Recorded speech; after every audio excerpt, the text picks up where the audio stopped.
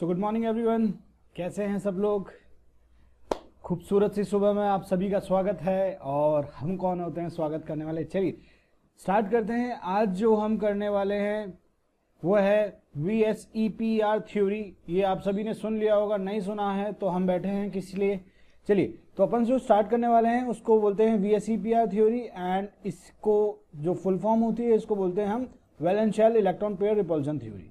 ठीक है, नाम बड़ा सारा है, डोंट वरी, बहुत ही सिंपल सा टॉपिक है एंड बहुत ही कम पूछे, हालांकि इतना इंपॉर्टेंट नहीं है बट स्टिल कवर करना पड़ेगा बिकॉज कहीं ना कहीं इसके क्वेश्चंस पूछे जा चुके हैं प्रीवियस ईयर में। चलिए अपन ने कोवेलेंट बॉन्ड के अंदर 4 थ्योरी पढ़नी थी, अपन ने VBT कवर कर लिया है, अपन ने लुईस थ्योरी कवर कर लिया है, और आज जो अपन है VSEPR थ्योरी, साथ में मॉलिक्यूलर ऑर्बिटल थ्योरी भी शुरू कर देंगे। ठीक है, चलिए अपन स्टार्ट करते हैं। VSEPR थ्योरी हुई क्यों, होती क्या है और इसकी जरूरत क्या पड़ी। चलिए स्टार्ट करते हैं। अगर मैं बोलूं कि अपन ने हाइब्रिडाइजेशन अभी लास्ट टॉपिक में पढ़ा था, अगर मैं बोलूं उसका आपको हाइब्रिडाइजेशन निकालना है और साथ में नंबर ऑफ लोन पेयर निकालो तो आप इजीली निकाल सकते हो। चलिए मैं कार्बन का निकाल के दिखाता हूं। आपको पता है कार्बन जो होता है वो सेंट्रल एटम होगा, यहाँ पे हाइड्रोजन 4 हाइड्रोजन से सराउंडेड होगा। चलिए अब यहाँ पर हाइड्रोजन एक बॉन्ड बना के स्टेबल, हाइड्रोजन एक बॉन्ड बना के स्टेबल, हाइड्रोजन एक बॉन्ड बना के स्टेबल। सिमिलरली ये अगर मैं आपको बोलूँ इसका हाइब्रिडाइजेशन निकालो तो आप इजीली क्या बोलेंगे कि भैया हमारे को हाइब्रिडाइजेशन काउंट करना आता है, हमने सीधा सीधा निकाल लिया था लास्ट टाइम। इसका हाइब्रिडाइजेशन जो होगा वो sp3 हाइब्रिडाइजेशन होगा। क्यों? या तो आप easily number of sigma bond count कर लीजिए, या हमने आपको बहुत सारे तरीके बता रखे हैं कि भाई हाइब्रिडाइजेशन निकालने कैसे। सिमिलरली NH3 का होगा तो आप NH3 का भी स्ट्रक्चर ऐसे बनाएंगे, 3 हाइड्रोजन से ऐसे सराउंडेड होगा, ये हाइड्रोजन हो गया, और नाइट्रोजन ने 3 बॉन्ड पेयर बनाया तो एक लोन पेयर होगा इसके पास, यहाँ पे एक लोन पेयर लगा दिया।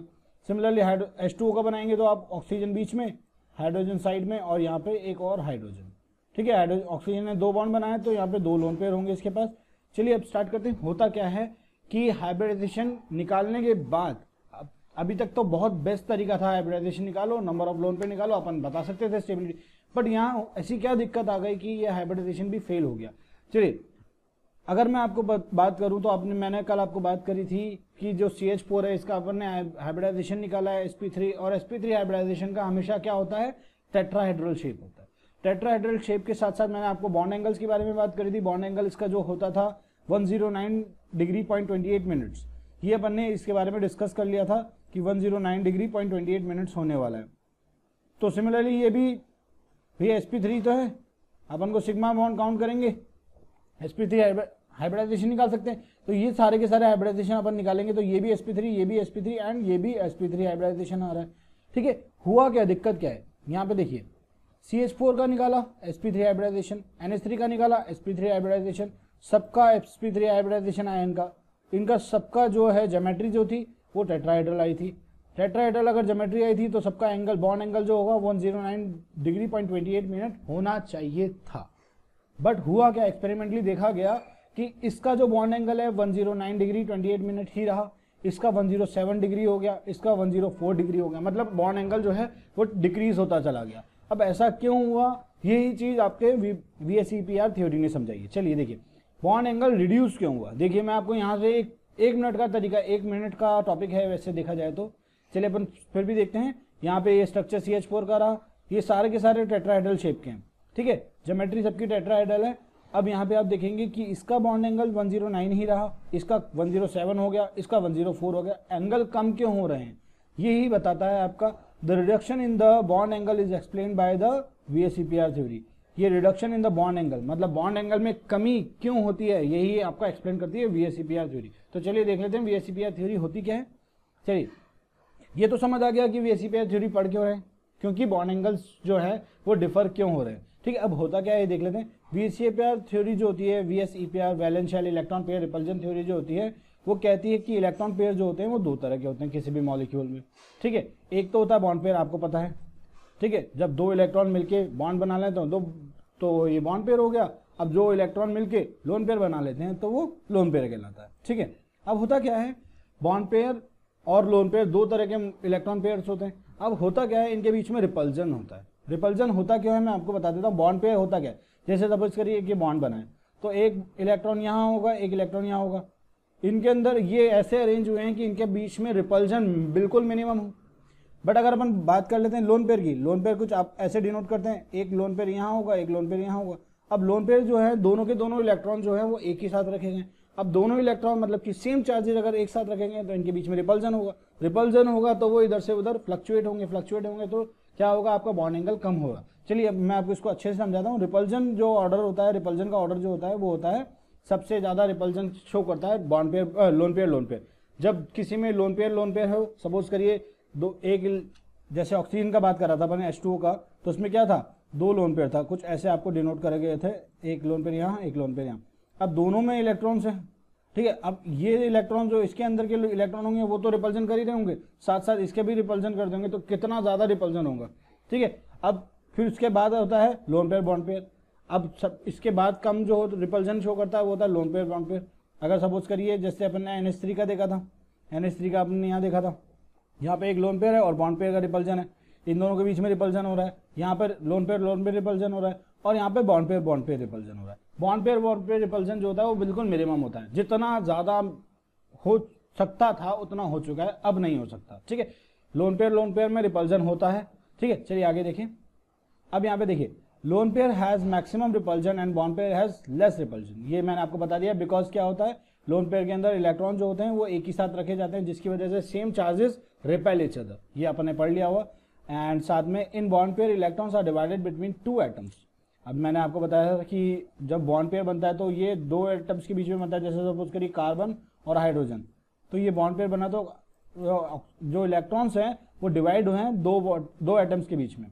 But in lone pair electrons are at the same place and hence the repulsion is more. देखिए यहाँ पर कार्बन और हाइड्रोजन का जो, यहाँ पे दोबारा देखते हैं अपन, मैं आपको यहाँ समझाता हूँ। यहाँ पर देखिए ये इलेक्ट्रॉन एक इसके पास कार्बन के पास है, एक हाइड्रोजन के पास है, सॉरी कार्बन के पास एक हाइड्रोजन के पास, ये इलेक्ट्रॉन जो है दोनों एटम अलग अलग एटम के पास है। बट यहाँ पर अगर अपन बात करें नाइट्रोजन तो दोनों लोन पेयर इसी के पास है। ऑक्सीजन की बात करें तो इसके पास एक लोन पेयर, मतलब कि दोनों इलेक्ट्रॉन इसी के पास है। अब ऑक्सीजन की बात करें तो इसके बाद 2 लोन पेयर, मतलब कि 4 इलेक्ट्रॉन इसी एटम के ऊपर है, तो यहाँ पे सबसे ज़्यादा मैक्सिमम रिपल्जन होगा। इस वजह से जो होता है आपका लोन पेयर की वजह से आपका बॉन्ड एंगल रिड्यूस हो जाता है। चलिए इसको बहुत इजीली तरीके से समझते हैं। यहाँ पे देखिए लोन पेयर रिपल्जन जो है सबसे मैक्सिमम होता है, फिर उसके बाद आता है लोन पेयर बॉन्ड पेयर, फिर उसके बाद आता है बॉन्ड पेयर। अब यहाँ पे बॉन्ड पेयर रिपल्जन है तो less repulsion due to the bond pair repulsion. अब यहाँ पे बॉन्ड पेयर है, जितना इसका चार्ज है उतना इसी का, तो ज़्यादा रिपल्जन होगा नहीं, ठीक है। सिमिलरली अब यहाँ पे देखेंगे तो लोन पेयर है, तो ये दोनों एक दूसरे को रिपेल कर देंगे, जिस वजह से क्या होता है, इनका शेप जो होता है वो थोड़ा सा बेंड हो जाता है, जिसकी वजह से थोड़ा सा बेंड हो जाता है। NH3 में अगर अपन देखेंगे तो होना चाहिए था कुछ इस तरह था, तो थोड़ा सा ये बेंड हो जाता है। अब बेंड होता है। सिमिलरली अगर H2 को देखें तो H2 के पास 2 लोन, ऑक्सीजन के पास 2 लोन पेयर है। अब मैक्सिमम लोन पेयर है, मतलब कि 2 लोन पेयर है, तो वो क्या करेगा, रिपेल करेगा। अब रिपेल करेगा तो वो जो बॉन्ड पेयर जुड़े हुए हैं उससे वो और ज़्यादा श्रिंक हो जाएंगे, और ज़्यादा अपने पास चिपक जाएंगे, बैंड हो जाएंगे, ठीक है। तो आप देख पा रहे हैं कि 1 lone pair, so repulsion is more than first one, इस वाले से ज़्यादा रिपल्जन है, ठीक है। रिपल्जन का ऑर्डर जमा देते हैं, और यहाँ पे मैक्सिमम रिपल्जन बिकॉज यहाँ पे 2 लोन पेयर है, ठीक है। ये थ्योरी आपको समझ आ गई होगी और बहुत सिंपल सा कंसेप्ट है। चलिए आगे देखते हैं। अब यहाँ पे देखिए ज्योमेट्री के साथ साथ अपन शेप, ध्यान रखिएगा ज्योमेट्री और शेप एक जैसी नहीं होती। जो बच्चे कंफ्यूज हैं आज उनका डाउट क्लियर हो जाएगा। ज्योमेट्री और शेप में क्या डिफरेंस होता है। ज्योमेट्री क्या होती है, ज्योमेट्री ऑफ अ मॉलिक्यूल दोनों को इंक्लूड करती है। मतलब आप अगर सिंपल भाषा में जानना चाहें तो ज्योमेट्री किसी भी मॉलिक्यूल की डिफाइन करते वक्त हम उसका लोन पेयर साथ साथ बॉन्ड पेयर दोनों को कंसिडर करते हैं। बट अगर अपन शेप करते हैं डिफाइन, तो शेप को डिफाइन करते वक्त हम ओनली एंड ओनली मॉलिक्यूल्स को, सॉरी किसी भी मॉलिक्यूल का शेप डिफाइन करते हैं तो ओनली एंड ओनली हम बॉन्ड पेयर को कंसिडर करते हैं, ठीक है। लोन पेयर को भूल जाओ, बस खत्म काम, ठीक है। चलिए अपन देखते हैं अब ज्योमेट्री एंड शेप्स के बारे में। यहाँ पे देखिए कार्बन हाइड्रोजन CH4 का हाइब्रिडाइजेशन आपको पता है sp3 हाइब्रिडाइजेशन होता है। तो ज्योमेट्री के बारे में आज मैं डिस्कस नहीं करूंगा, क्योंकि लास्ट टाइम मैंने डिस्कस कर लिया था। ज्योमेट्री जो होती है वो टेट्राहेड्रल होती है, ठीक है। अब यहाँ पर कोई रिपल्जन नहीं हो रहा, जैसा था वैसा ही शेप है, मतलब कि यहाँ पर कोई लोन पेयर आया ही नहीं, ठीक है। तो अगर कोई लोन पेयर नहीं आया तो जैसी ज्योमेट्री थी वैसा ही शेप होगा, ठीक है। तो टेट्राहेड्रल हो गया। अब यहाँ पर टेट्राहेड्रल शेप तो sp3 का टेट्राहेड्रल ही, ज्योमेट्री जो उसकी होगी टेट्राहेड्रल ही होने वाली है sp3 की। अब यहाँ पे देखेंगे एक लोन पेयर की वजह से ये बेंड हो जाएगा, तो पिरामिड टाइप का स्ट्रक्चर बना लेगा। जैसे आप इजिप्ट में जाते हैं, इजिप्ट में जाते क्या हैं, अगर अपन कोई मूवी देखते हैं इजिप्शियन मूवी, तो उसमें जो पिरामिड बने होते हैं, ठीक है, मिट्टी के पिरामिड आपने देखा होगा जिसमें मम्मी अंदर होती हैं, तो पिरामिडल शेप होता है। अगर अपन यहाँ पे देखें H2O का हाइब्रिडाइजेशन sp3, तो ज्योमेट्री क्या होने वाली है आपको पता है, टेट्राहेड्रल। अब यहाँ पर दो लोन पेयर हैं, तो दो लोन पेयर की वजह से क्या होगा, मैक्सिमम रिपल्जन होगा। तो दो हाइड्रोजन जो है, जो होने चाहिए थे 109 डिग्री 0.28 मिनट्स पे, वो और ज़्यादा बैंड होते चले जाएंगे, बैंड हो जाएंगे। इसलिए इसका शेप जो होता है वो एंगुलर शेप या फिर बैंड शेप या फिर अपन बोल सकते हैं अपोजिट वी, उल्टा वी। ठीक है, तो आगे देखते हैं। चलिए अब अपन स्टार्ट करते हैं। sp3 का अपन ने कंसीडर कर लिया, sp2 के बारे में देखते हैं। sp2 जो होता है आपको पता है, इसके अंदर बॉन्ड पेयर 3 बन सकते हैं, एक s 2 p, तो बॉन्ड पेयर 3 बन सकते हैं। सपोज करिए अगर आपके पास बॉन्ड पेयर 3 है और लोन पेयर 0 है, तो क्या होगा, जो ज्योमेट्री होगी वही शेप होगा ऑब्वियसली, बिकॉज यहाँ पे कोई लोन पेयर नहीं है, तो जो ज्योमेट्री है वही शेप है। क्योंकि आपको करना क्या होता है, देखिए मैं आपको वापस बता देता हूँ, आपको शेप कैसे डिफाइन करेंगे। लोन पेयर को भूल जाइए, इसको आप भूल जाइए, तो देखिए कैसा शेप दिख रहा है। अगर मैं बोलूँ नाइट्रोजन के ऊपर जो लोन पेयर लगा हुआ है, तो शेप कैसा लग रहा है, ये एक पिरामिड टाइप का शेप बन रहा है। ठीक है, अगर आप इसको भूल जाएंगे तो आपको वी शेप दिख रहा है, उल्टा वी या फिर बैंड शेप दिख रहा है। सिमिलरली आपको जब शेप डिफाइन करना है तो लोन पेयर को छुपा लीजिए अपने हाथ से और आपका सारा काम खत्म हो जाएगा। ठीक है, तो यहाँ पे देखेंगे बॉन्ड पेयर जो है यहाँ पे 3 है। अगर 3 बॉन्ड पेयर है तो लोन पेयर एक भी नहीं हो सकता, लोन पेयर एक नहीं हो सकता। तो आपको पता है sp2 का हाइब्रिडाइजेशन क्या होता है, sp2 हाइब्रिडाइजेशन का ज्योमेट्री क्या होती है, ट्राइगोनल प्लेन, मतलब एक ही प्लेन में ट्राइंगल बना हुआ है। तो क्या होगा, यहाँ पर 120 डिग्री का होते हैं सारी शेप, सबकी शेप जो होगी ऑब्वियसली, यहाँ पे कोई लोन पेयर नहीं है तो जो ज्योमेट्री है वही शेप होने वाली है। अब यहाँ पे देखेंगे आप कि अगर 2 बॉन्ड पेयर हैं तो ऑब्वियसली एक लोन पेयर होने वाला है। ठीक है, तो अगर एक लोन पेयर है तो इसकी ज्योमेट्री जो होगी, ज्योमेट्री तो वही रहेगी, ट्राइगोनल प्लेनर। अब यहाँ पे देखेंगे अगर एक लोन पेयर आ गया, यहाँ पर इस लोन पेयर को छुपा लीजिए, तो शेप क्या बन रही है, देखिए शेप जो बन रही है एंगुलर शेप बन रही है। एक लोन पेयर की वजह से एंगुलर शेप होती है, 2 लोन पेयर की वजह से बेंड हो जाती है वी शेप। ठीक है, आगे देखेंगे sp3 अपन ने अभी पढ़ा है। sp3 मतलब कि 4 बॉन्ड पेयर हो सकते हैं, तो इसमें क्या हो सकता है, या तो चारों बॉन्ड पेयर हो, 0 लोन पेयर हो, 3 बॉन्ड पेयर हो, 1 लोन पेयर हो, 2 बॉन्ड पेयर हो, 2 लोन पेयर हो। ठीक है, चलिए आगे देखते हैं। यहाँ देखिए ज्योमेट्री जो होती है sp3 की जो होती है टेट्राहेड्रल होती है, जो शेप टेट्राहेड्रल इसकी शेप होने वाली है। अगर मैं बोलूँ कि 3 बॉन्ड पेयर है तो 1 लोन पेयर होगा। अब जो ज्योमेट्री तो टेट्राहेड्रल ही होने वाली है। अब इसकी शेप क्या होगी, देखिए अगर मैं ऊपर वाले को छुपा लूँ तो ये पिरामिड टाइप का शेप बन रहा है, ऑब्वियसली अपन ने अभी रिसेंटली पढ़ा है। ठीक है, तो ये कुछ इस तरह का शेप बनेगा। अगर मैं इसके लोन पेयर को छुपा लूँ तो ये इस तरह का शेप बनेगा, इसको आपको हटाना है। ठीक है, इस चीज़ को हटा देना है, यहाँ पे शायद पीछे वाला दिखेगा नहीं, तो ये पिरामिड टाइप का शेप होगा। चलिए आगे देखते हैं। अगर 2 बॉन्ड पेयर हो, 2 ही लोन पेयर हो, तो आपने ऑक्सीजन H2O का देखा होगा कि 2 लोन पेयर की वजह से मैक्सिमम रिपल्जन होता है, जिसकी वजह से एंगुलर या बेंड शेप हो जाती है, बिल्कुल वी शेप बन जाती है। ठीक है, चलिए आगे देखते हैं। अगर सपोज करिए 5 बॉन्ड पेयर में, या मतलब कि आपका हाइब्रिडाइजेशन sp3d हो, तो 5 बॉन्ड पेयर हो सकते हैं, 0 lone pair, 4 bond pair 1 lone pair, 3 bond pair 2 lone pair, 2 lone pair और 3 बॉन्ड पेयर। ठीक है, चलिए आगे देखते हैं। केसेस आप बना सकते हैं, प्रोबेबिलिटी आपने पढ़ी होगी 10th क्लास में। तो चलिए अगर 5 बॉन्ड पेयर हैं तो 0 लोन पेयर होंगे, तो जो ज्योमेट्री वही शेप होनी है। अगर सपोज करिए लोन पेयर एक भी नहीं है तो ज्योमेट्री जो है वही शेप होने वाली है। चलिए आगे देखते हैं अपन। तो इसका ज्योमेट्री क्या होती है आपको पता है कि ट्राइगोनल बायपिरामिडल। ठीक है, ट्राइगोनल बायपिरामिडल मतलब एक ट्राइंगल तो जो है वो आपका एक प्लेन में है, एंड एक ऊपर की तरफ लाइन जा रही है, एक नीचे की तरफ जा रही है। तो ये 2 एंगल जो होते हैं वो 90 डिग्री पे होते हैं, बाकी सारे के सारे 120 डिग्री पे होते हैं। ठीक है, अब अपन देखेंगे इसका जो ज्योमेट्री है वही शेप होने वाली है। अब सिमिलरली अगर मैं बात करूं उसकी 4 बॉन्ड पेयर आ जाते हैं तो 1 लोन पेयर होगा। अब यहाँ पे बहुत ही खूबसूरत सा शेप बनेगा। देखिए ज्योमेट्री तो अभी भी वही होने वाली है, ट्राइगोनल बायपिरामिडल। ठीक है, TBP। अगर मैं बात करूं इसका भी TBP लिख लीजिएगा और इसको एक चार्ट बना लीजिएगा, बहुत सिंपल तरीके से आपको समझ आ जाएगा। अगर मैं बात करूं ट्राइगोनल बायपिरामिडल, अगर 4 बॉन्ड पेयर हैं तो 1 लोन पेयर होगा। अगर मैं 1 लोन पेयर को ऐसे रख दूं यहाँ पे, तो आप देख पा रहे हैं इसका जो शेप होगा वो सीसॉ शेप होगा। सीसॉ आपने बचपन में कहीं ना कहीं कभी ना कभी आप झूला झूलने तो गए होंगे। एक झूला झूलते हैं अपन, जब एक बच्चा इधर बैठता है एक बच्चा इधर बैठता है, तो जब एक हवा में तो दूसरा नीचे, दूसरा हवा में तो तीसरा नीचे, मतलब तीसरा क्या, पहला हवा में तो दूसरा नीचे, पहला दूसरा हवा में तो पहला नीचे। ठीक है, तो इस तरह का शेप होता है सीसॉ। तो चाहो तो आप इसको ऐसा करके बना सकते हैं। कहाँ गया ये, चलिए इसको मैं यहाँ पे बना के दिखाता हूँ आपको किस तरह का शेप होगा। ये इस तरह का होता है सीसो, ठीक है, एक यहाँ पे बैठा है, एक यहाँ पे बैठा है, तो क्या होगा, कभी ये नीचे तो कभी ये ऊपर, कभी ये नीचे तो कभी ये ऊपर, ठीक है। तो आपका सीसो टाइप का शेप होता है जब 4 बॉन्ड पेयर हो और 1 लोन पेयर हो। चलिए ठीक है, अब क्या होगा, 3 बॉन्ड पेयर है और 2 लोन पेयर है, 3 बॉन्ड पेयर है 2 लोन पेयर है, तो शेप तो वही TBP, ट्राइगोनल बाइपिरामिडल। अब क्या होगा, 2 लोन पेयर, लोन पेयर्स को छुपा ली तो आपकी कौन सी शेप बन रही है, टी शेप बन रही है ना। इसको मैं सीधा कर दूं तो ये कुछ ऐसा बनेगा, टी शेप बन रही है। अगर अपन बात करें 2 लोन बॉन्ड पेयर हैं और 3 लोन पेयर हैं तो आप देखिए कि लीनियर शेप बन रही है। देखिए यहाँ पर इसको छुपा लीजिए, यहाँ छुपा लीजिए, एंड ये मैं इसको यहाँ पे बना के दिखाता हूँ आपको, ये कुछ इस तरह से होता है ट्राइगोनल बाइपिरामिडल, ठीक है। तो यहाँ पे लोन पेयर है, यहाँ पे लोन पेयर है एंड यहाँ पर लोन पेयर है, ठीक है। तो आपको करना क्या है, शेप लाने के लिए लोन पेयर को छुपाना है। लोन पेयर को छुपाएंगे तो आप इसको छुपा लीजिए, इसको छुपा लीजिए, लोन पेयर को छुपा लीजिए, और ये लास्ट वाला लोन पेयर इसको छुपा लीजिए। तो आप देख पा रहे हैं कि ये जो स्ट्रेट शेप बन रही है ये लीनियर शेप बन रही है, ठीक है। चलिए आगे देखते हैं।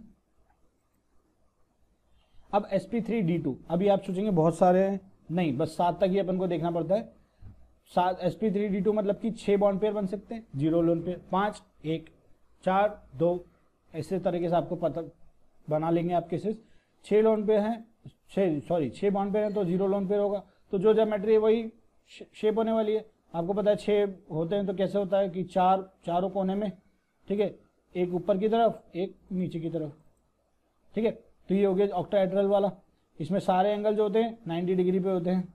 अब यहाँ पे देखिए, मैं आपको एक बात बता देता हूँ कि जो ज्योमेट्री है वही शेप है, क्योंकि यहाँ पे कोई लोन पेयर नहीं है। अब यहाँ पे अगर मैं बात करता हूँ बॉन्ड पेयर की, तो 1 लोन पेयर हो सकता है, या तो ऊपर रख लीजिए या नीचे रख लीजिए। अगर नीचे रखेंगे और ऊपर रखेंगे दोनों एक ही जैसी बनेगी, तो होगा क्या, ये एक स्क्वायर तो बना हुआ है और ऊपर एक लाइन लगी हुई है, तो ये किस तरह का शेप बन गया, स्क्वायर पिरामिडल।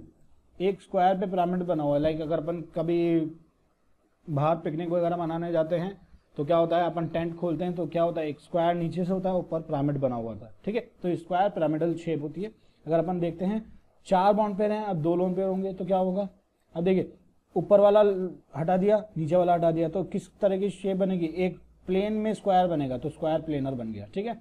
तो ये सब चीज़ें आपको आई थिंक समझ आती होंगी, बहुत ही सिंपल कंसेप्ट है, आपको ये थोड़ा सा आपको याद करना पड़ेगा। चलिए आगे देखते हैं। अब लास्ट तरीका जो होता है मॉलिक्यूल, अगर उसमें 7 बॉन्ड पेयर हैं और 0 लोन पेयर है, ध्यान रखिएगा इससे ज़्यादा नहीं पूछा जाएगा आपको। अगर 7 के 7 बॉन्ड पेयर हैं तो क्या होने वाली, जो शेप है वही जो ज्योमेट्री है वही शेप होने वाली है। आपको पता है पेंटागोनल बाइपिरामिडल होता है, ये देखिए पेंटागन के, एक तो पेंटागन बना हुआ है एक प्लेन में, और एक लाइन ऊपर जा रही है एक लाइन नीचे जा रही है। तो पेंटागोनल बाइपिरामिडल जो होता है वही, अगर लोन पेयर नहीं है तो वही क्या बन जाएगा, पेंटागोनल बाइपिरामिडल शेप भी उसकी वही कहलाएगी, PBP, ठीक है। चलिए थैंक यू सो मच। चलिए MOT पढ़ते हैं। MOT जो आपने सुना होगा, ये मॉलिक्यूलर ऑर्बिटल थ्योरी, इसी को अपन स्टार्ट करते हैं। इस पे बेसिकली आप ध्यान से सुन लीजिएगा, बहुत ही इंपॉर्टेंट टॉपिक है, और ये कहीं ना कहीं इंपॉर्टेंट इसलिए बिकॉज प्रीवियस 3 ईयर से इसके 5 क्वेश्चन पूछे जा चुके हैं, ठीक है। और इसमें इंपॉर्टेंट 6 तरह के क्वेश्चन करते हैं, और 6 तरह के क्वेश्चन अपन सारे डिस्कस कर लेंगे, जैसे कि बॉन्ड ऑर्डर पूछ लेता है, साथ में बॉन्ड लेंथ के बारे में, बॉन्ड स्टेबिलिटी के बारे में, बॉन्ड एनर्जी के बारे में, साथ में आपका नेचर के बारे में, पैरामैग्नेटिक है डायमैग्नेटिक है, साथ साथ फ्रैक्शनल बॉन्ड को भी डिस्कस कर लेंगे।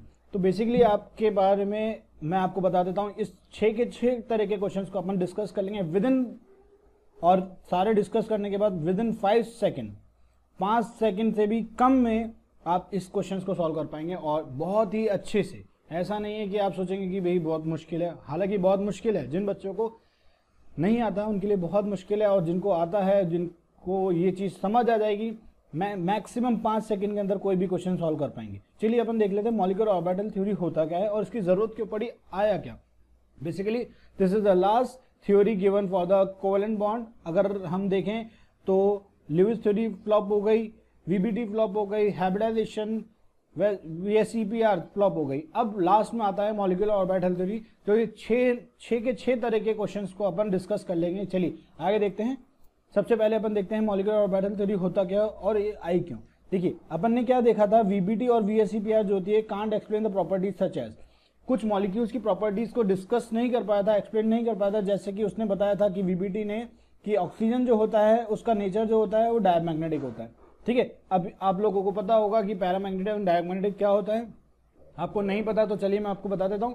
पैरामैग्नेटिक वो जिसके अंदर कोई भी इलेक्ट्रॉन, मतलब कोई ना कोई इलेक्ट्रॉन जो होगा वो अनपेयर्ड होगा। ठीक है, मिनिमम 1 इलेक्ट्रॉन जो होगा वो अनपेयर्ड होगा। एंड डायमैग्नेटिक मतलब कि जितने भी इलेक्ट्रॉन सारे के सारे पेयर्ड होंगे, सारे ऑर्बिटल जो होंगे कंप्लीटली फिल होंगे। ठीक है, कंप्लीटली फिल मतलब कि या तो एम्प्टी होना चाहिए या वो उसके अंदर 2 इलेक्ट्रॉन्स हैं। ठीक है, अपोजिट स्पिन वाले होंगे तो वो डायमैग्नेटिक होगा। चलिए अपन देख लेते हैं।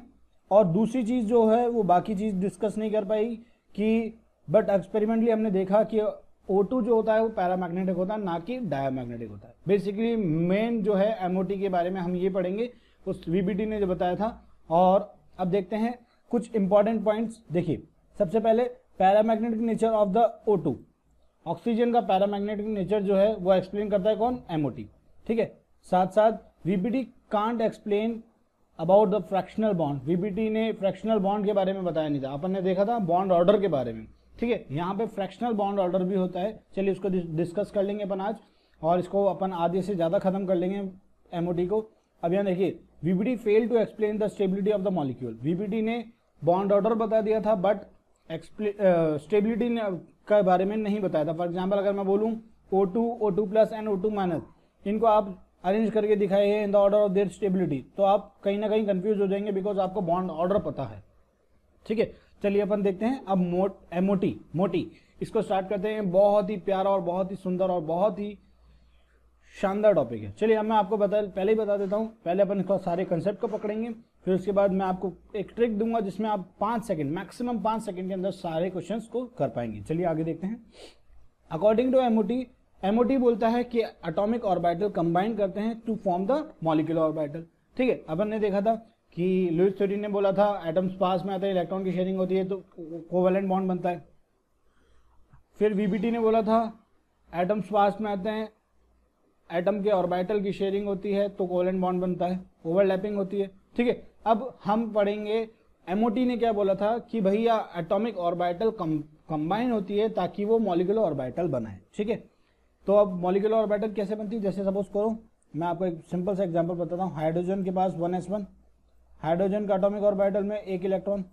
सिमिलरली दूसरा हाइड्रोजन के एटॉमिक ऑर्बिटल में 1 इलेक्ट्रॉन। दोनों जब कंबाइन होंगी तो क्या बनेगा, H2 मॉलिक्यूल बनेगा। अब इसका जो ऑर्बिटल बनेगी इसके अंदर 2 इलेक्ट्रॉन भर जाएंगे। तो ये कहता है कि एटॉमिक ऑर्बिटल कंबाइन होती है ताकि मॉलिक्यूलर ऑर्बिटल बन सके। अब एक और चीज ये बोलता है कि जितने एटॉमिक ऑर्बिटल कंबाइन हो रही है उतने ही मॉलिक्यूलर ऑर्बिटल बनेंगे। क्या बोल रहा है, जितने मॉलिक्यूलर एटॉमिक ऑर्बिटल कंबाइन हुई है उतने ही मॉलिक्यूलर ऑर्बिटल बनेंगे। चलिए, जैसे कि आपने पढ़ा था एटॉमिक ऑर्बिटल को अपन ने बोलते थे S, P, D and F। ठीक है, सिमिलरली अगर मॉलिक्यूलर ऑर्बिटल के बारे में अपन IUPAC देखें तो उसका होता है सिग्मा, पाई, डेल्टा। ठीक है, बेसिकली अपन ने IUPAC भी देख लिया है, उसमें SPDF होता था। इसमें अपन देखते हैं किसके बारे में, सिग्मा, पाई और डेल्टा के बारे में। चलिए अब मैं आपको बता देता हूँ। ये जैसे 1s1 में 1 इलेक्ट्रॉन इसके पास, 1 इलेक्ट्रॉन इसके पास, तो ये चीज आपका होती है दोनों के दोनों एटॉमिक ऑर्बिटल। ये मिलकर क्या होता है, 2 एटॉमिक ऑर्बिटल मिल रही है। तो क्या मिल रहा है, अभी आप इसको मत ध्यान दीजिएगा, ये ABMO और BMO क्या लिखा हुआ है, ये 2 एटॉमिक ऑर्बिटल मिल रही है तो ये 2 मॉलिक्यूलर ऑर्बिटल बन रही है। ठीक है, अब यहाँ पे एक लाइन बनी हुई बीच में, आपको मैं इसको धीरे धीरे डिस्कस कराता हूँ। सब चीज को डिस्कस करेंगे, बहुत ही शानदार। और एक भी क्वेश्चन ऐसा नहीं होगा एमओटी का जो आपको नहीं आएगा। चलिए आगे देखते हैं। अकॉर्डिंग टू एमओटी के अकॉर्डिंग 2 तरह की ऑर्बिटल होती है। ठीक है, मॉलिक्यूलर ऑर्बिटल जो होती हैं वो 2 तरह की होती हैं। एक होती है बॉन्डिंग मॉलिक्यूलर ऑर्बिटल BMO, एक होती है एंटी बॉन्डिंग मॉलिक्यूलर ऑर्बिटल। ठीक है, अपने नाम सुने होंगे, नहीं सुने होंगे तो डोंट वरी, बहुत ही सिंपल से चीज है और अपन सारे पॉइंट्स को डिस्कस कर लेंगे। 2 तरह की ऑर्बिटल होती है। पहला होता है BMO, bonding molecular orbital, anti bonding molecular orbital. ठीक है, तो होता क्या है, बॉन्डिंग मॉलिक्यूलर ऑर्बिटल में जो होता है इलेक्ट्रॉन की बॉन्ड्स बनते हैं। Anti bonding electron molecular orbital में इलेक्ट्रॉन्स के बॉन्ड्स नहीं बनते। बस ध्यान से, बस ये छोटी सी बात है। अब यहाँ पे ये लिखा हुआ है कि BMO जो होता है उसकी एनर्जी लेस होती है तो ज़्यादा स्टेबल होता है। ABMO मतलब कि एंटी बॉन्डिंग मॉलिक्यूलर ऑर्बिटल जो होते हैं उसकी एनर्जी हाई होती है और ये लेस स्टेबल होते हैं। चलिए, आपको पता तो चल गया है कि लेस एनर्जी तो मोर स्टेबल। जैसे कि मैंने आपको बताया था कि अगर आप 7वें मंजिल पे खड़े होंगे तो आप कम स्टेबिलिटी होगी, बिकॉज आपको डर होगा कि मैं गिर ना जाऊं, तो आप चाहते हैं कि बिल्कुल ज़मीन पे आ जाए, तो एनर्जी लेस होगी तो स्टेबिलिटी ज़्यादा होती है। चलिए अपन पता करते हैं कि इसकी एनर्जी, बीएमओ की एनर्जी लेस क्यों होती है, एबीएमओ की एनर्जी ज़्यादा क्यों होती है। यहाँ पे आइए, ये दोनों एटॉमिक ऑर्बिटल मिल रहे हैं, तो इनकी एटॉमिक ऑर्बिटल की एनर्जी जो है वो ये है, ठीक है। अब एटॉमिक ऑर्बिटल पास आ रहे हैं, अट्रैक्ट हो रहे हैं, यहाँ पे बॉन्ड बन रहा है। बॉन्ड किसकी वजह से बनता है, अट्रैक्शन की वजह से बनता है। अट्रैक्शन बनता है तो बॉन्ड या बनता है बीएमओ में, आपको बताया मैंने कि बॉन्डिंग मॉलिक्यूलर ऑर्बिटल में बॉन्ड्स बनते हैं, तो बॉन्ड्स बनता है किसकी वजह से बनता है, अट्रैक्शन की वजह से बनता है। अट्रैक्शन की वजह से बॉन्ड बनता है तो एनर्जी रिलीज होती है, एनर्जी रिलीज होती है तो एनर्जी कम हो गई ना भाई। अगर सपोज करो मेरे पास एनर्जी थी, मैं काम करने के बाद एनर्जी थक रिलीज हुई मेरी, तो मैं सारी एनर्जी खत्म हो गई, एनर्जी लेस हो गई मेरे पे। तो जितनी एनर्जी लेस उतना ज़्यादा स्टेबल, ठीक है, आपको समझ आ गया होगा।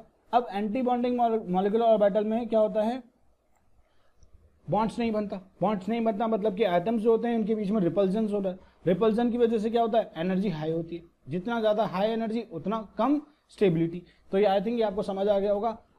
ये चीज़ एटॉमिक ऑर्बिटल की जो एनर्जी है उससे अगर कम होती है तो बीएमओ बनाता है, bonding molecular orbital.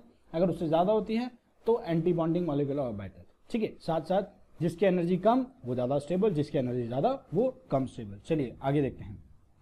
I think ये पॉइंट आपको समझ आ गया होगा बहुत अच्छी तरीके से। एंड अगर नहीं समझ आया है तो उसको एक बार दोबारा रीड करिए, दोबारा एक बार वीडियो को पीछे से शुरू करिए, एंड फॉर डैम श्योर आपको मज़ा आ जाएगा, ठीक है। एंड अगर आपको समझना है तो काइंडली आपके जितने भी फ्रेंड्स हैं, जितने भी जूनियर सीनियर हैं, उनसे ये बातें डिस्कस करिए। जितना ज़्यादा नॉलेज को आगे बढ़ाओगे उतना ज़्यादा फ़ायदा होगा। एंड अगर आपको अच्छा लग रहा है, अगर आपको लग रहा है कि हाँ हमें अच्छा लग रहा है और हमारे किसी और फ्रेंड्स को भी ये सब चीज़ पढ़ लेनी चाहिए, तो kindly do share the video. चलिए आगे देखते हैं। अब यहाँ पे सबसे इंपॉर्टेंट पहले अपन डिस्कस कर लेते हैं इनके बीच में बेसिक डिफरेंस। कहाँ है गिरा। बॉन्डिंग मॉलिक्यूलर ऑर्बिटल क्या होता है, form by the constructive interference. चलिए मैं आपको यहाँ पे बता देता हूँ दोबारा से। आपको पता है कि यहाँ पे अपन देखते हैं, अगर इलेक्ट्रॉन जो है वेव होती है, मैंने आपको लास्ट टाइम भी डिस्कस कर दिया, ये एक प्लस ये एक माइनस। अगर मैं इसमें प्लस करवाऊँ, एक और प्लस एक और माइनस, तो यहाँ पे बॉन्ड्स बनते हैं, ठीक है। तो इसका आप अगर मैं रिजल्टेंट निकालने के लिए बोलूँगा तो आप बोलेंगे सीधा सीधा इसका रिजल्टेंट जो होगा, इसका मैग्नीट्यूड एम्पलीट्यूड जो होगा वो बढ़ जाएगा, ठीक है। ये हो गया इसका रिजल्टेंट। तो ये जब चीज़ बनती है, बॉन्डिंग मॉलिक्यूलर ऑर्बिटल जो होता है वो कंस्ट्रक्टिव इंटरफेरेंस दिखा रहा है, मतलब कि ये बॉन्डिंग बनाता है। सिमिलरली अगर मैं इसके बारे में बात करूं तो ये जो होगा प्लस माइनस, अगर मैं इसको एडिशन करूं इसमें माइनस प्लस का, तो यहाँ पर जो होगा इसका रिजल्टेंट जो होगा वो बिल्कुल जीरो हो जाएगा, ठीक है। क्यों हो जाएगा, बिकॉज यहाँ पे बॉन्ड ही नहीं बना, बॉन्ड ही नहीं बना। और यहाँ पे आप देख सकते हैं कि इस कंस्ट्रक्टिव इंटरफेरेंस की वजह से बॉन्ड बनता है।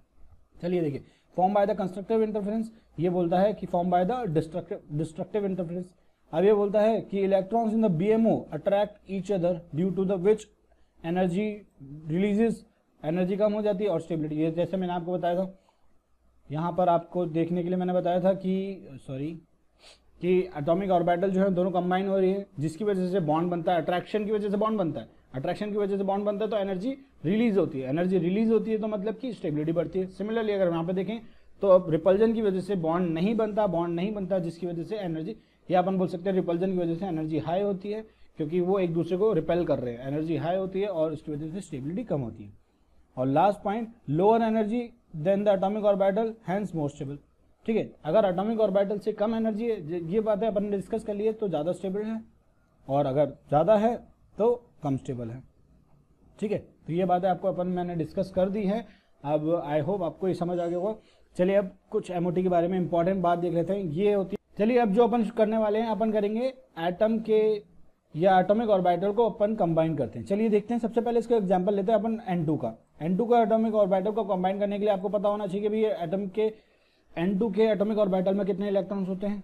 भैया N2 है मतलब कि नाइट्रोजन के 2 एटम, तो एक एटम के पास 7 होते हैं, तो 2 एटम के पास अगर मैं बोलूँ N का इलेक्ट्रॉनिक कॉन्फ़िगरेशन करें तो आप बोलेंगे 1s2 2s2 2p3, ठीक है। थोड़ा सा इसको राइटिंग को ध्यान दीजिएगा, 1s2 2s2 2p3। सिमिलरली दूसरा नाइट्रोजन जो होगा उसका भी 1s2 2s2 2p3, ठीक है, अब क्या होगा, तो सबसे पहले ये दोनों एटॉमिक ऑर्बिटल कंबाइन करेंगे, तो यहाँ पे देखिए ये हो गया 1s का, ये भी दूसरे वाले नाइट्रोजन का 1s का, तो ये 1s के ये दोनों एटॉमिक ऑर्बिटल कंबाइन करें तो क्या हुआ, एक बॉन्डिंग वाला बन गया, जैसे कि मैंने आपको बताया था, ये बॉन्डिंग वाला बन गया, ये एंटी बॉन्डिंग बन गया। अब क्या होगा, दूसरा वाला एटॉमिक ऑर्बिटल कंबाइन करेगा, दूसरा वाला एटॉमिक ऑर्बिटल करेंगे तो ये हो गया आपका 2s का, ये भी 2s का, दूसरे वाले नाइट्रोजन का, दोनों कंबाइन करेंगे तो एक ऊपर का एक नीचे। अब लास्ट वाला जो था 2p3 का, और ये 2p कंबाइन करेगा। 2p कंबाइन करने के लिए आपको ये देखिए यहाँ पर इस तरीके से कंबाइन करेगा। सबसे पहले आपको मैं बता देता हूँ, आपको दो तरह के स्ट्रक्चर देखने को मिलेंगे, एक ये वाला और एक ये वाला। होता क्या है, देखिए अगर आपको सपोज करिए जैसे मैं बोल दिया नाइट्रोजन का N2 का बताओ, N2 के पास एटॉमिक ऑर्बिटल में कितने इलेक्ट्रॉन होते हैं आपको पता है, 2 है, तो 14 इलेक्ट्रॉन होंगे। अगर मैं बोलूँ B2 के बारे में बताओ, एक बोरोन के पास होते हैं 5 इलेक्ट्रॉन, तो 2 बोरोन के पास होंगे 10 इलेक्ट्रॉन। ठीक है, अगर मैं बात करूँ ऑक्सीजन का ले लेते हैं, ऑक्सीजन के पास एक ऑक्सीजन के पास 8 इलेक्ट्रॉन, तो 2 ऑक्सीजन के पास 16 इलेक्ट्रॉन होंगे। तो भरेंगे कैसे, अगर सपोज करिए आपके पास 14 या 14 से कम इलेक्ट्रॉन है तो क्या होता है, तो आपको कुछ इस तरह का स्ट्रक्चर देखने को मिलेगा। इसको बेसिकली देखिए 2 1 2 1, तो इसको मैं 2 1 2 1 लिख देता हूँ, पहले समझाने के लिए आपको 2 1 2 1 लिख देता हूँ। तो आपको इस तरह से ऑर्बिटल बनाना है 2 1 2 1, ठीक है। और अगर 14 इलेक्ट्रॉन से ज्यादा है तो 1 2 1 2, क्या करना है 1 2 1 2 1 2 2 1 सॉरी 1 2 2 1। आप यहाँ देख पाएंगे कि ऊपर वाले जो दोनों ऑर्बिटल्स हैं वो मॉलिक्यूलर ऑर्बिटल हैं, वो दोनों सेम टू सेम है, ठीक है, दोनों ये भी 2 1 है वो भी 2 1 है। अब होता क्या है, नीचे वाले के अंदर करते हैं, ये नीचे वाले में कभी 2 आ रहे हैं कभी 1 आ रहे हैं, ऐसा क्या होता है, अगर जब भी 14 इलेक्ट्रॉन से कम है, जो अभी भी 14 इलेक्ट्रॉन से कम है तो 2 1 2 1 वाला चलेगा। जब भी 14 इलेक्ट्रॉन 14 या 14 से कम है तो 2 1 2 1 चलेगा, एंड जब भी 14 इलेक्ट्रॉन से ज्यादा है तो 1 2 1 2 चलेगा। चलिए अब मैं बता देता हूँ क्यों। चलिए आप एग्जाम्पल मान लीजिए आप 14 साल के हो, 14 साल का बच्चा जो होगा मेले में अकेला तो जा नहीं सकता, तो उसके पेरेंट्स जो होंगे उसके पीछे चलते रहेंगे, ठीक है, तो आगे चलते रहेंगे, तो 2 1 2 1। अगर अपन 14 साल से बड़े हो जाते हैं तो आप अकेले जा सकते हो 1 2 1 2, ठीक है, 1 2 2 1 सॉरी। तो आपको ये समझ आएगा, बेसिकली आपको छोटा सा फॉर्मेट है उसको याद करना पड़ेगा कि 1 2 1 2 1 कब लगता है 14 या 14 से कम के लिए, और 2 1 2 1 1 2 1 2 1 कब लगता है 14 साल से ऊपर के लिए। 14 साल का मतलब 14 जिसके पास इलेक्ट्रॉन ज्यादा हो उसके लिए। अब यहाँ पे देख पाएंगे, अब मैंने आपको जो बोला था जितने एटॉमिक ऑर्बिटल कंबाइन होते हैं उतने ही मॉलिक्यूलर ऑर्बिटल होते हैं। यहाँ पे देखिए 3 और 3 6 एटॉमिक ऑर्बिटल कंबाइन हो रहे हैं, तो 1 2 3 4 5 6 6 मॉलिक्यूलर ऑर्बिटल बन रहे हैं। तो आप इजीली भरना सीख गए होंगे, अब कैसे भरते हैं आपको पता होगा, पॉली एक्सक्लूजन प्रिंसिपल और अबाउ रूल के सबसे पहले बॉन्डिंग मॉलिक्यूलर ऑर्बिटल भरते हैं, ठीक है, पहले बॉन्डिंग मॉलिक्यूलर ऑर्बिटल भरते हैं फिर एंटी बॉन्डिंग मॉलिक्यूलर ऑर्बिटल भरते हैं। देखिए सपोज करिए यहाँ पे अपन नाइट्रोजन की बात कर लेते हैं। मैंने आपको लास्ट टाइम पढ़ाया था कि 2p3 का 2p को भरना है। अब 2p को भरने के लिए अपने पास क्या है, इसके पास 3 इलेक्ट्रॉन, इसके पास 3 इलेक्ट्रॉन, तो 1 2 3 एंड ये 4, ठीक है, 2p3 होगा और 1s2 2s2 2p3, ठीक है। तो इससे 1 2 1 2 3 एंड ये 4 इस तरह से भर दिए जाएंगे। तो आपको करना क्या है कि इलेक्ट्रॉन सबसे पहले बॉन्डिंग मॉलिक्यूलर ऑर्बिटल भरेंगे, फिर जाके अपन उसके पास भरेंगे। जैसे देखिए 14 से ऊपर हैं तो क्या होगा, 1s2 भर दिया, 2s2 भर दिया, तो 2s2 भरने के बाद एक इलेक्ट्रॉन इसमें, एक इसमें, एक इसमें, फिर इसमें, फिर इसमें, फिर इसमें, ठीक है। ये सब भरने के बाद बॉन्डिंग मॉलिक्यूलर ऑर्बिटल कंप्लीट होने के बाद अपन को जाना है ऊपर, ठीक है। बेसिकली ये होता क्या है, बच्चों के लिए, मतलब बच्चों के लिए, ये बोर्ड्स पैटर्न के लिए अपन को इतना ज़्यादा डीप में नहीं जाना, बट स्टिल अगर कहीं ना कहीं अपन उलझ जाएंगे तो अभी मैं बताता हूँ उलझेंगे कैसे। तो ये सब चीज़ भर ली, उसके बाद जब बॉन्डिंग मॉलिक्यूलर ऑर्बिटल भर लिया तो अपन को एंटी बॉन्डिंग मॉलिक्यूलर ऑर्बिटल को भरना है, ठीक है। जैसे सपोज करिए मैं आपको भर के दिखाता हूँ O2 का। O2 को भरेंगे तो सबसे पहले 1s2, ये 1s इधर का 1s इधर का, तो बॉन्डिंग में भरेंगे 1 2, इसका इलेक्ट्रॉनिक कॉन्फिगरेशन आपको पता होना चाहिए सबसे पहले। तो ऑक्सीजन का पता होगा 1s2 2s2 2p4, ठीक है, 1s2 2s2 2p4। दूसरे वाले का भी ऐसा ही होगा, ये O का है, दूसरे वाले का भी सिमिलर होगा। तो पहले ये दोनों, ये वाला और ये वाला मिलेगा, तो इसके बनेंगे, तो यहाँ पे मॉलिक्यूलर ऑर्बिटल इसका ये भर गया, ये बॉन्डिंग, ये एंटी बॉन्डिंग।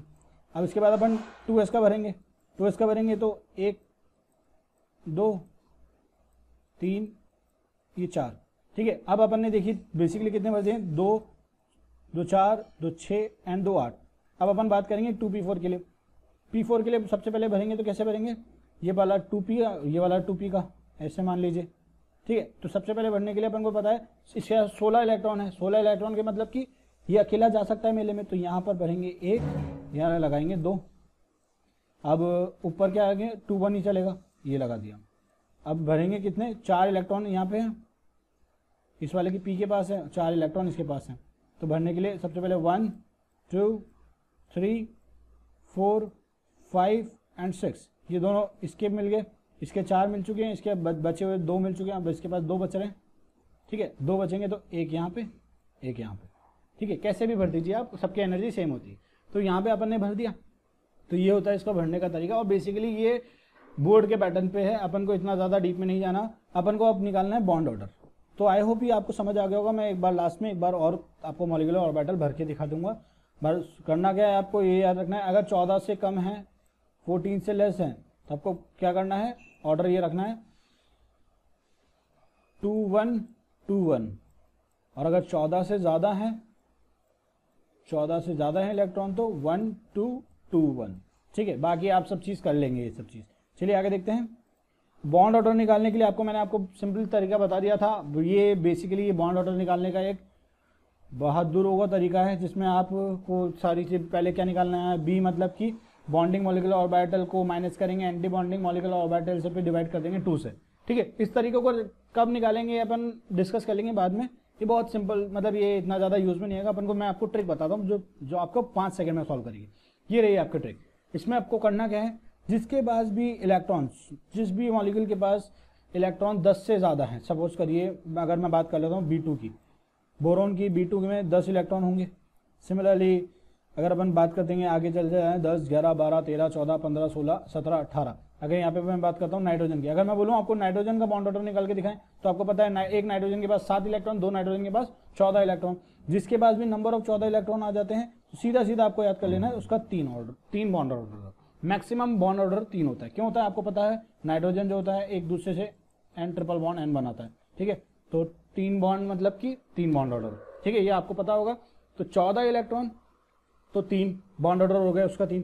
अब आपको करना क्या है, जैसे जैसे एक एक बढ़ता जा रहा है वैसे वैसे 0.5 कम करते जाइए, जैसे जैसे एक कम होता जा रहा है वैसे वैसे आपको 0.5 कम करना है। जैसे देखिए 14 से पहले अगर 14 में एक कम करा मैंने तो 13 हो गया, नंबर ऑफ इलेक्ट्रॉन 13 हो चुके हैं। तो अब क्या करेंगे, उसका बॉन्ड ऑर्डर हो जाएगा 2.5, मतलब 0.5 कम करते जाइए बस।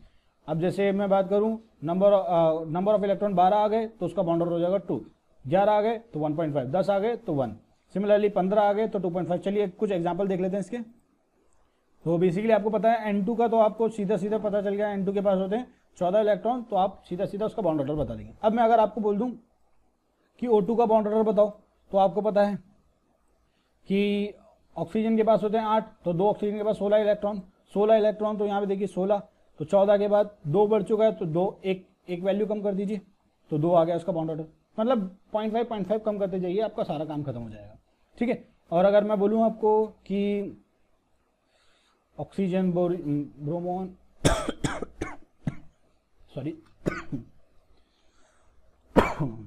यहाँ पे देखिए नाइट्रोजन के बाद अगर मैं बोलूँ आप O2 प्लस का निकाल के दिखाइए, कहाँ गया, हाँ, अगर मैं आपको बोलूँ O2 प्लस का बॉन्ड ऑर्डर निकाल के दिखाइए तो आपको पता है ऑक्सीजन के पास होते हैं 16 इलेक्ट्रॉन, O2 के पास 16 इलेक्ट्रॉन प्लस है, मतलब कि 1 इलेक्ट्रॉन माइनस हो चुका है, तो यहाँ पे 15 इलेक्ट्रॉन, दैट मीन्स 2.5 हो गया इसका बॉन्ड ऑर्डर। सिमिलरली अगर आप बच्चे बोलेंगे सर, अगर अब बहुत से बच्चे ये बोलेंगे कि सर अगर सपोज करिए 8 इलेक्ट्रॉन हो तो कैसे भरेंगे, तो बस आपको ट्रिक क्या करनी है, बस ट्रिक वगैरह कुछ नहीं है, उसके लिए नॉर्मल तरीका करना क्या है कि सबसे पहले बनाया 1s2, यहाँ से शुरू करते हैं, यहाँ लगा देते हैं अपन 1s2, यहाँ भी 1s2, तो ये वाले बॉन्डिंग में भर जाएंगे 1 और ये 2, इसमें भर जाएंगे 1 और ये 2, ठीक है। अब उसके बाद 2s2 कैसे होगा, इसमें बॉन्डिंग में भर जाएंगे 1 और 2, एंटी बॉन्डिंग में भर जाएंगे 1 और 2, ये भर दिए 8 इलेक्ट्रॉन। अब क्या करना है, बॉन्ड ऑर्डर निकालने के लिए आपको फॉर्मूला बताया था मैंने, B minus A, bonding electron minus anti bonding electron upon 2, तो यहाँ पे 2 तो मतलब 4 तो हो गया, एंटी बॉन्डिंग के 4 ही हो गए बॉन्डिंग के, तो 4 माइनस 4 इक्वल टू 0, तो बॉन्ड ऑर्डर आ जाएगा 0, ठीक है। तो इस तरीके से आप सॉल्व कर सकते हैं। चलिए आगे देखते हैं। अब आपको बस बताना है कुछ, चलिए क्वेश्चन देख लेते हैं। B2 का बॉन्ड ऑर्डर बताओ। B2 का आपको पता है बोरोन के पास 5 इलेक्ट्रॉन, तो 2 बोरोन के पास हो जाएंगे 10 इलेक्ट्रॉन, तो आपको देखने से पता चल रहा है 10 इलेक्ट्रॉन का जो बॉन्ड ऑर्डर होता है 1 होता है। चलिए आगे देखिए, नाइट्रोजन 14 तो उसका बॉन्ड ऑर्डर आ गया 3, ऑक्सीजन 16 उसका बॉन्ड ऑर्डर आ गया 2। ठीक है, O2 प्लस मतलब कि ऑक्सीजन पे O2 या माइनस होगा, O2 माइनस का मैं बता देता हूँ, O2 के माइनस में अंदर हो गया, जैसे कि 16 इलेक्ट्रॉन माइनस है मतलब कि एक इलेक्ट्रॉन लिया है इसने तो 17 इलेक्ट्रॉन्स हो गए। 17 इलेक्ट्रॉन मतलब कि भैया यहाँ पे आप वैल्यू देख लीजिए, 17 इलेक्ट्रॉन मतलब कि बॉन्ड ऑर्डर हो गया 1.5। चलिए अब यहाँ पे आपको मैं बता दिया, जितना ज़्यादा बॉन्ड ऑर्डर होता है उतना ज़्यादा बॉन्ड एनर्जी, मतलब कि बॉन्ड ऑर्डर जितना हो गया उतना ज़्यादा एनर्जी चाहिए उस बॉन्ड को तोड़ने के लिए। अब जितना ज़्यादा बॉन्ड एनर्जी चाहिए, अपन बोल सकते हैं जितना अच्छा बॉन्ड है उतनी ज़्यादा स्टेबिलिटी होगी, जितना ज़्यादा स्ट्रॉन्ग बॉन्ड होगा उतना ज़्यादा स्टेबल होगा। और ये चीज़ तो आपको पता है, बॉन्ड लेंथ जो होती है वो सब इन्वर्सली प्रोपोर्शनल होती है। ठीक है, तो bond order, bond energy and bond length, ये तीनों के तीनों मतलब कैसे एक दूसरे से मिलते हैं। Bond energy is directly proportional to bond order and bond length is directly inversely proportional to bond energy. और स्टेबिलिटी, जितना ज़्यादा अच्छा बॉन्ड उतना ज़्यादा स्टेबल। चलिए आगे देखते हैं। अब यहाँ पे देख लीजिए, यहाँ पे फ्रैक्शनल बॉन्ड के बारे में बात कर लेते हैं। आपको मैंने बताया था कि बॉन्ड ऑर्डर अगर 1 है तो मतलब कि सिंगल बॉन्ड है, मतलब अगर सिंगल बॉन्ड है तो बॉन्ड ऑर्डर 1 हो जाएगा, डबल बॉन्ड है तो बॉन्ड ऑर्डर 2 हो जाएगा, ट्रिपल बॉन्ड है तो बॉन्ड ऑर्डर 3 हो जाएगा। तो फ्रैक्शनल बॉन्ड क्या होता है, सपोज करिए अगर आपका बॉन्ड ऑर्डर 1.5 आ रहा है, अगर 2.5 आ रहा है, 3 आ रहा है, तो आपको 3 से तो देखने का पता चल रहा है किसी भी दो एटम के बीच में ट्रिपल बॉन्ड बना है इसलिए उसका बॉन्ड ऑर्डर 3 आ रहा है। 2.5 आ रहा है तो मतलब कि उसके अंदर 2 तो पाई बॉन्ड है ही सही, उसका 2 एक्चुअल तो 2 बॉन्ड ऑर्डर तो है ही सही, और जो आधा है उसके अंदर थोड़ा सा पार्शियल पाई बॉन्ड कैरेक्टरिस्टिक है। ठीक है, इसलिए 2.5 है। सिमिलरली 1 तो एक पाई बॉन्ड तो ऐसे ही मतलब, और दूसरा जो पाई बॉन्ड है उसके अंदर थोड़ा सा पार्शियल पाई बॉन्ड कैरेक्टरिस्टिक है, इसलिए 1.5 हो गया। तो ये बेसिकली फ्रैक्शनल बॉन्ड होता है, इतना ज़्यादा डीप में पूछा नहीं जाता इसके बारे में। चलिए आगे देखते हैं। अब स्टेबिलिटी के बारे में बहुत ही सिंपल कंसेप्ट रहेगा, आपको बस ये याद रखना है, जितना ज़्यादा अगर सपोज करिए अगर किसी दो कंपाउंड का बॉन्ड ऑर्डर सेम आ जाता है तो अपन को करना क्या है। सपोज करिए मैं बोल देता हूँ आपको, जैसे नाइट्रोजन है N2 प्लस और हो गया आपका N2 प्लस मत लीजिए, N2 माइनस ले लीजिए, N2 माइनस ले लीजिए और O2 प्लस ले लीजिए, O2 प्लस। अगर मैं आपको बोलूँगा तो इनके अंदर नंबर ऑफ इलेक्ट्रॉन आप बोलेंगे 14 प्लस 1 15 इलेक्ट्रॉन। सिमिलरली आप इसके अंदर भी काउंट करेंगे तो 15 इलेक्ट्रॉन, तो 15 इलेक्ट्रॉन को आपको पता है 2.5 बॉन्ड ऑर्डर आने वाला है। दोनों का बॉन्ड ऑर्डर अगर सेम आ जाए तो अपन को चेक करना है किसके अंदर एंटी बॉन्डिंग मॉलिक्यूलर ऑर्बिटल ज़्यादा है। जिसके अंदर एंटी बॉन्डिंग मॉलिक्यूलर ऑर्बिटल ज़्यादा वो लेस स्टेबल। ठीक है, क्यों? क्योंकि उनके अंदर रिपल्जन हो रहा है, बस दैट्स इट। अब आपको एंटी बॉन्डिंग मॉलिक्यूलर ऑर्बिटल भरने के लिए आपको पता है कैसे भरना होता है। ये 1s2 यहाँ पे भरे, ये भर गया आपका बॉन्डिंग, ये भर गया एंटी बॉन्डिंग। सिमिलरली यहाँ पे तो ये बॉन्डिंग एंटी बॉन्डिंग। सिमिलरली आपको आप 2p में भरेंगे तो 2 1 2 1। ठीक है, तो ये आप इजीली कर सकते हैं। जितना ज़्यादा एंटी बॉन्डिंग मॉलिक्यूलर के जितना ज़्यादा एंटी बॉन्डिंग मॉलिक्यूलर ऑर्बिटल के इलेक्ट्रॉन उतना ज़्यादा लेस स्टेबल। ठीक है, चलिए आगे देखते हैं। अब आपसे बोला गया कि भैया नेचर बताइए, कौन सा इलेक्ट्रॉन पैरामैग्नेट, कौन सा मॉलिक्यूल जो है वो पैरामैग्नेट है, कौन सा मॉलिक्यूल जो है डायमैग्नेटिक है। बेसिकली क्या है, आपको ध्यान रखना है कि B2 और O2 जो है उसके बारे में मैं आपको अभी थोड़ा पहले बताता हूँ। सबसे पहले आप ये देख लीजिए, इवन अगर इलेक्ट्रॉन आ रहे हैं, सपोज करिए किसी का number of sum of electron जो है वो इवन आ रहा है, मतलब कि 2 की टेबल में आ जाता है इजीली, 2 से कंप्लीटली डिवाइड होता है तो वो होता है इवन, दैट मीन्स वो डायमैग्नेटिक नेचर शो कर रहा है। अगर किसी के पास ऑड इलेक्ट्रॉन्स हैं जो 2 की टेबल में नहीं आते हैं, ये सिंपल बातें मैं आपको बता रहा हूँ, तो वो होता है पैरामैग्नेटिक। फॉर एग्जाम्पल अगर मैं बात करूँ, O2 जो होता है VBT के अकॉर्डिंग वो बोलता है कि डायमैग्नेटिक है। O2 का ऑक्सीजन के पास होते हैं 16 इलेक्ट्रॉन, तो ये कंप्लीटली 2 की टेबल में आ जाता है। 2 ये इवन नंबर है, इवन नंबर मतलब कि 2 की टेबल में जो आ जाते हैं। ठीक है, तो ये 8 बार कट जाता है। ठीक है, तो यहाँ पे आप देखेंगे 2 से इजीली डिविजिबल है, बट स्टिल ये एक एक्सेप्शन है। ऑक्सीजन जो होता है वो आपका पैरामैग्नेटिक नेचर शो करता है अकॉर्डिंग टू MOT, और ये एक्सपेरिमेंटली प्रूव है। ठीक है, VBT बोलती थी कि ये डायमैग्नेटिक है। और अगर B2 के बारे में बात करें, B2 के अंदर भी 10 इलेक्ट्रॉन होते हैं और ये भी इवन नंबर है, बट स्टिल ये भी आपका क्या नेचर शो करता है, पैरामैग्नेटिक नेचर शो कर रहा है। बस ये 2 पॉइंट आपको याद करने हैं, बाकी सारा काम आपका खत्म हो गया। ठीक है, तो आई थिंक ये आपको थोड़ा कॉम्प्लेक्स लग रहा होगा। चलिए कुछ क्वेश्चंस कर लेते हैं। आप क्वेश्चंस बहुत ही प्यारे प्यारे और बहुत ही सिंपल क्वेश्चन आते हैं। चलिए आपको बोला गया है calculate the bond order and tell the magnetic behaviour. सबसे पहले बताइए इसका बॉन्ड ऑर्डर क्या है, साथ में बताइए इसका नेचर क्या है, डायमैग्नेटिक है या पैरामैग्नेटिक है। सबसे पहले B2 10 इलेक्ट्रॉन होते हैं। 10 इलेक्ट्रॉन मतलब कि आपको उस ट्रिक से आपको कम करते जाना है 0.5 तो आपको पता चल जाएगा इसका बॉन्ड ऑर्डर 1 आ जाएगा। सिमिलरली कार्बन जो होते हैं उसके पास 12 इलेक्ट्रॉन होते हैं तो इसका बॉन्ड ऑर्डर जो हो जाएगा 2 हो जाएगा, इसके पास 12 इलेक्ट्रॉन होते हैं। नाइट्रोजन जो होता है उसके पास 14 इलेक्ट्रॉन, दैट मीन्स उसका बॉन्ड ऑर्डर 3। N2 प्लस मतलब कि 13 इलेक्ट्रॉन, उसका बॉन्ड ऑर्डर 2.5। ठीक है, अब आपको बोला गया कि बताइए नेचर कौन सा है। नेचर आपको पता है कि जितना ज़्यादा मतलब जो इवन है वो हो गया आपका डायमैग्नेटिक, जो ऑड है वो हो गया आपका पैरामैग्नेटिक। तो आपको 13 यहाँ से देखते हैं पीछे से, 13 मतलब कि ऑड नंबर तो ये हो गया पैरामैग्नेटिक। 14 मतलब कि इवन तो ये हो गया आपका डायमैग्नेटिक। कार्बन 12 मतलब कि डायमैग्नेटिक। बोरोन 10 मतलब कि डायमैग्नेटिक होना चाहिए, बट ये एक्सेप्शन है इसलिए आपको पता है B2 और O2 के बारे में, ये पैरामैग्नेटिक हो जाएगा। चलिए आगे देखते हैं। N2 माइनस मतलब कि आपको पता है कि N2 के पास होते हैं 14 minus 1 15 plus 1 15 electron. Similarly oxygen के पास हो गए आपके पास 16 इलेक्ट्रॉन, O2 प्लस के पास हो गए 15 इलेक्ट्रॉन। ठीक है, और O2 प्लस के पास हो गए 14 इलेक्ट्रॉन। ठीक है, तो आप 14 इलेक्ट्रॉन मतलब कि बॉन्ड ऑर्डर 3, 15 इलेक्ट्रॉन मतलब कि बॉन्ड ऑर्डर 2.5, 16 इलेक्ट्रॉन मतलब कि बॉन्ड ऑर्डर 2, 15 इलेक्ट्रॉन मतलब कि बॉन्ड ऑर्डर 2.5। और आपको पूछा गया है अगर नेचर बताएं तो नेचर आप बता सकते हैं 15 electron that means paramagnetic, 16 electron मतलब कि डायमैग्नेटिक, बट ये एक्सेप्शन है सो ये भी पैरामैग्नेटिक। और O2 plus paramagnetic 15 electron because, और यहाँ पे अगर O2 प्लस ये 14 इलेक्ट्रॉन दैट मीन्स ये हो गया डायमैग्नेटिक। चलिए लास्ट 2 क्वेश्चन और देख लेते हैं अपन। तो O2 माइनस मतलब कि आपको पता है ऑक्सीजन के पास 16 electron plus 1 17 electron that means bond order 14 15 16 17, तो 2 ऑर्डर कम कर दीजिए। सिमिलरली इसका 1.5 आ जाएगा। 14 के बाद हो गया आपका 15वें में हो गया 2.5, 16वें में हो गया 2, 17वें में हो गया 1.5। ठीक है, तो 1.5 इसका बॉन्ड ऑर्डर हो गया। सिमिलरली अगर उसका पूछा जाए नेचर 17 इलेक्ट्रॉन दैट मीन्स की पैरामैग्नेटिक। O2 माइनस सिमिलरली आप बता सकते हैं O2 माइनस ये हो गया आपका 18 इलेक्ट्रॉन मतलब कि 1 bond order that means diamagnetic. 1 bond order से डायमैग्नेटिक मत करिएगा, आपको देखना है O2 माइनस मतलब कि 18 इलेक्ट्रॉन है तो ये होता है आपका इवन नंबर, तो ये डायमैग्नेटिक हो गया। तो आई थिंक ये आपको समझ आ गया होगा। एंड ये लास्ट क्वेश्चन आपके लिए होमवर्क में रहेगा। तो आप मुझे बताइए कि N2 plus and N2 minus इनमें से कौन सबसे ज़्यादा स्टेबल है, इनका ऑर्डर बताइए। तो आपको मैं थोड़ा सा हिंट दे देता हूँ। आपको करना क्या है, N2 के अंदर होते हैं 14 इलेक्ट्रॉन, N2 प्लस के अंदर हो गए आपके 13 इलेक्ट्रॉन, N2 माइनस के अंदर हो गए 15 इलेक्ट्रॉन।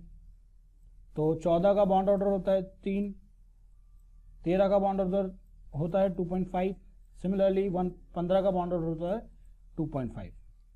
अब मैंने एक बात बताई थी, बॉन्ड ऑर्डर जितना ज़्यादा उतनी ज़्यादा स्टेबिलिटी। तो यहाँ पर सबसे ज़्यादा स्टेबल तो आपका हो गया N2। उसके बाद आएगा कौन, अब यहाँ पे देखिए बॉन्ड ऑर्डर दोनों का बराबर है, इसका भी बॉन्ड ऑर्डर बराबर, इसका भी बॉन्ड ऑर्डर बराबर। और मैंने आपको ये चीज़ बताई थी अगर बॉन्ड ऑर्डर बराबर होता है तो आपको चेक करना है कि किसके एंटी बॉन्डिंग मॉलिक्यूलर ऑर्बिटल में ज़्यादा इलेक्ट्रॉन है, जिसके ज़्यादा हैं वो लीस्ट स्टेबल है। तो आपको मैं बता देता हूँ, अगर आप एंटी बॉन्डिंग मॉलिक्यूलर ऑर्बिटल भरेंगे तो N2 माइनस के इलेक्ट्रॉन्स जो होंगे वो ज़्यादा भरे जाएंगे, तो N2 प्लस एंड फिर बनेगा N2 माइनस। तो आप इसको होमवर्क में करके देखिएगा, इलेक्ट्रॉन्स को भर के देखिएगा एंटी बॉन्डिंग मॉलिक्यूलर ऑर्बिटल में, तो आपको समझ आ जाएगा। चलिए that's all for molecular orbital theory and I hope आपको क्वेश्चंस बहुत इजीली लग जाएंगे। थोड़ा सा हो सकता है मैंने कुछ बातें ऐसी कर दी हो जिसमें आपको कॉम्प्लेक्स लगा हो, बट आपको ट्रिक पे ध्यान देना है। ट्रिक क्या कहती है, बस वो 10 से लेकर 18 के बीच में ही ज़्यादातर पूछे जाते हैं एंड आपको उसी चीज़ पे फोकस करना है। एंड उसके बाद आपको नेचर 6 के 6 तरह के क्वेश्चंस अपन ने डिस्कस कर लिए हैं। इवन नंबर है तो डायमैग्नेटिक है, ऑड है तो पैरामैग्नेटिक है। चलिए दैट्स ऑल फॉर एमओटी। अब अपन नेक्स्ट लेक्चर में अपन बहुत अच्छे क्वेश्चंस करेंगे और जो भी बचा हुआ टॉपिक है इसका एमओटी और BSc-PR का, उसको भी अपन कवर कर लेंगे। चलिए thank you so much and I hope आपको समझ आया होगा। अगर समझ आया है तो kindly do share, do like the video and do subscribe the channel. अगर अच्छा लग रहा है तो, अगर नहीं लग रहा है तो जस्ट स्किप दैट पार्ट। पढ़ाई में ध्यान रखें और कोई भी डाउट है तो कमेंट सेक्शन में आप जाके पूछ सकते हैं। And thank you. चलिए।